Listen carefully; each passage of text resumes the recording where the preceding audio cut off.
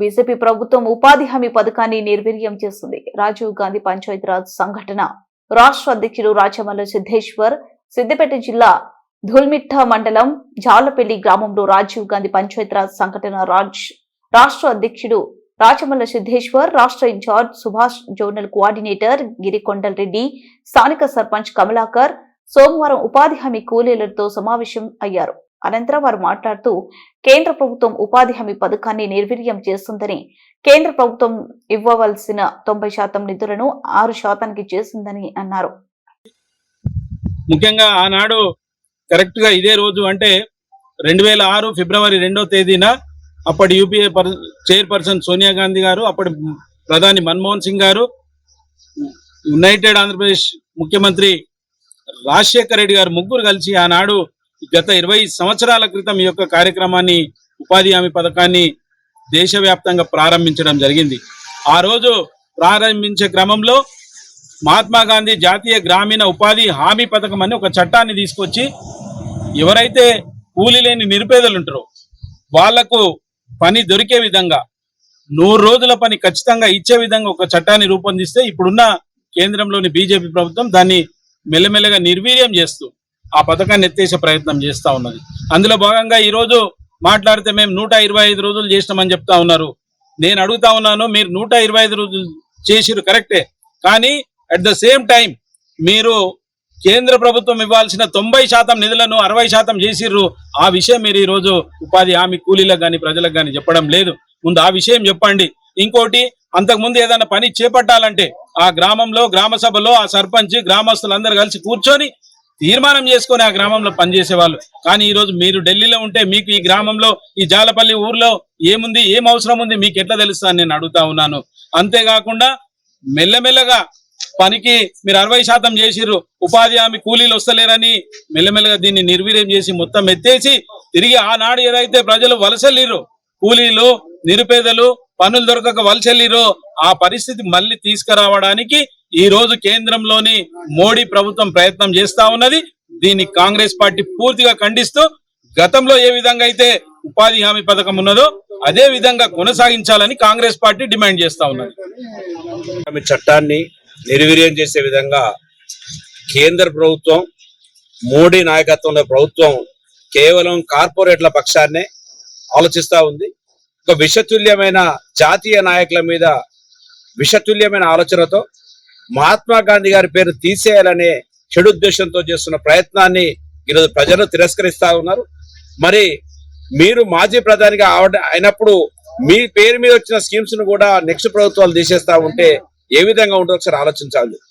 ఒక వ్యక్తి వ్యక్తిగతమైన దూషణలకు ఎప్పుడైతే దిగుతాడో తన యొక్క అస్తిత్వాన్ని కోల్పోయే రాజకీయ నాయకునిగా చరిత్రలో నిలిచిపోతారు. మోడీ గారికి మేము హెచ్చరిస్తా ఉన్నాం, గాంధీ అంటే దేశం, దేశం అంటేనే గాంధీ, ఇండియా అంటేనే గాంధీ, గాంధీ అంటేనే దేశం అనే పరిస్థితులలో ఆనాడు దేశ అభివృద్ధిలో దేశ స్వాతంత్ర పోరాటం మొదలు పెడితే నేటి దేశాభివృద్ధి వరకు గాంధీ పాత్ర అన్వితర సాధ్యమైనది. దీనికి మరి ఉపాధి హామీ చట్టంలో పేరు పెడితే ఓర్వలేకపోతున్నావు. పేరు ఉద్దేశం కంటే చాలా ముఖ్యమైనది. ఆనాడు వలసెళ్తున్న అనంతపూర్ జిల్లాలో వలసెళ్తున్న వాళ్ళని చూసి మరి బండ్లపల్లి అనే గ్రామంలో నేటి రోజున మరి అంకురార్పణ జరిగింది. స్వర్గీయ రాజశేఖర రెడ్డి గారు, సోనియా గాంధీ గారు, మన్మోహన్ సింగ్ గారు మరి ఆ రోజు ప్రజలకు ఇక్కడ పని లేక వలసెళ్లిపోతున్న కుటుంబాలు గ్రామాల్లో ఉండాలి, వారు అనాథలు అయిపోతా ఉన్నారని చెప్పి మరి పని కల్పిస్తే సందర్భాన్ని ఈరోజు గుర్తు చేస్తూ మరి ఇట్లాంటి చెడు ఆలోచనతో కేవలం కార్పొరేట్లకు 60% కేంద్రం 40% రాష్ట్రం అంటే రాబో రోజులలో 40% రాష్ట్రం ఇవ్వకపోతే పని ఎత్తేసే విధంగా మరి వాళ్ళ యొక్క పొట్టగొట్టే విధంగా ప్రవర్తిస్తా ఉంది మోడీ ప్రభుత్వం. దాన్ని మేము అందరం ఘంటాపదంగా వ్యతిరేకిస్తా ఉన్నాం.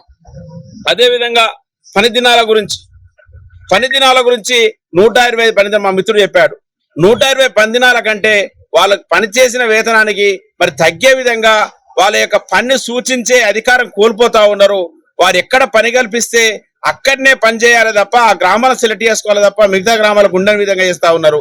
ఈ రోజు ఉపాధి పథకం వల్ల సీసీ రోడ్లు, గ్రామ పంచాయతీ భవనాలు, అంగన్వాడీ బిల్డింగ్లు వచ్చినాయి. ఒకప్పుడు ఉపాధి పని జరుగుతూ ఉంటే పిల్లలను పట్టుకోవడానికి టెంట్లేసి వారికి కూడా మరి నీళ్ళు ఇచ్చే విధంగా సకల సపర్యలు చేసే విధంగా ప్రభుత్వం ఆలోచించి కార్మికుడు అంటే దేశానికి వెన్నెముక రైతు ఆలోచన ప్రభుత్వాలను ఆనాడు గాంధీజీ కళ్ళు కన్న గ్రామ స్వరాజ్యం కోసం మరి ప్రభుత్వాలు పనిచేయాలి తప్ప నేటి ప్రభుత్వం కార్పొరేట్లకు మరి వెన్నుదన్నుగా వాళ్ళ యొక్క అడుగులకు మడులొచ్చే విధంగా ప్రవర్తిస్తా ఉన్నది.